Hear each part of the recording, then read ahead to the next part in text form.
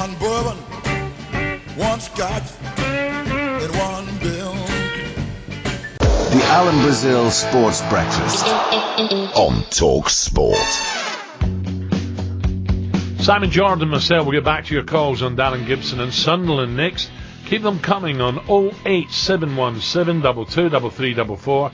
Cardiff manager Neil Warnock joins us shortly as well. And following us 10 o'clock, it's Jim White. Yeah, good morning, Alan. Good morning, Simon. Good morning, everybody. Monday morning. What about Arsene Wenger's comments? This bold claim that it was, quotes, ideal that Arsenal had 8 players out of contract in less than 12 months. What is he talking about there? That is the subject of our poll, which is running right now at Jim White on Twitter. And Nemanja Matic, he's in at Old Trafford, or is about to be confirmed as we understand it. What will he do for Mourinho? Meantime, Chelsea, why has Conte let so many players go? He's got a bit to do yet in the transfer market if Chelsea are going to give it a serious tilt about retaining their title. Forget all that, though. Dean Ashton and Bob Mills are with me this morning. Jim, I'll keep it down a little bit. I've been out on the lash with Darren Gibson all weekend, right? I'm raring to go. And by the way, he reckoned Brazil's a lightweight when it comes to drinking. Jim, it's time to make a comeback, isn't it? If you're allowed to run down your contract with the amount of money that's about. Exactly. Exactly. Don't let him run down his contract, mate. And here's news for you, Bob. We're joined at 10:15 by Perry Groves. He couldn't stay away. There's no show without punch, is there? Hey, we're with you at 10. Bob Mills. Thank you, Bob. Right, we're back to the lines. This is serious, of course. Sunderland, our big game, Friday night, live on talkSPORT. Sunderland against Derby. Crikey, Sunderland. I'd love to be flying the wall this morning in the Sunderland dressing room before training. Surely they've got to sort this out.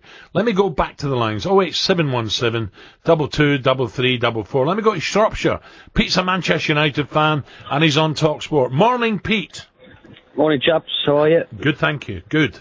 I've got to say, it's fascinating listening to Simon's comments on all of this from a previous chairman. It's absolutely very insightful. I love it. Good. I've got to say, I think the bloke needs knighting in Sunderland, to be honest.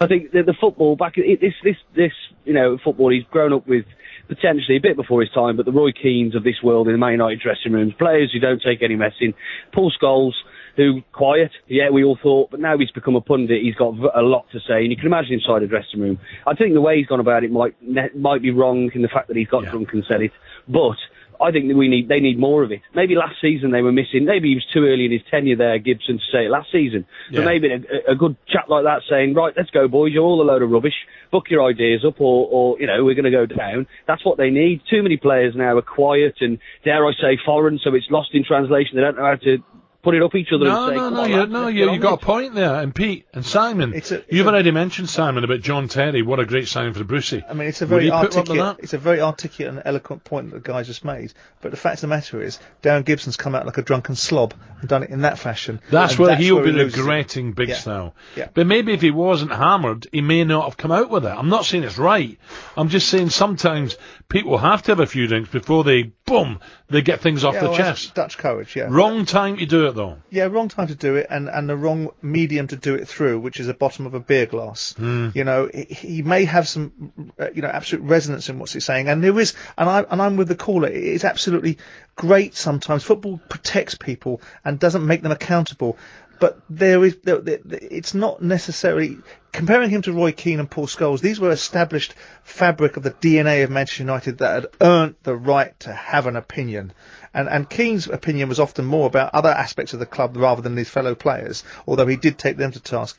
Gibson is not in the right place or the right space or has the right face to be saying what he said. Yeah.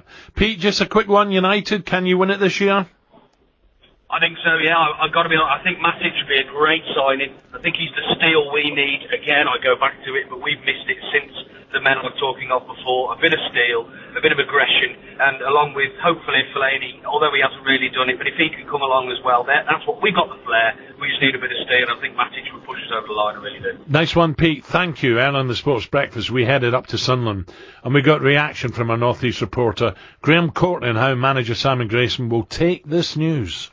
I think publicly he'll criticise him, but I think behind the scenes he'll probably say, do you know what, it's actually somebody's come up here and come out with things that probably he, Simon Grayson, is thinking but wouldn't come out with.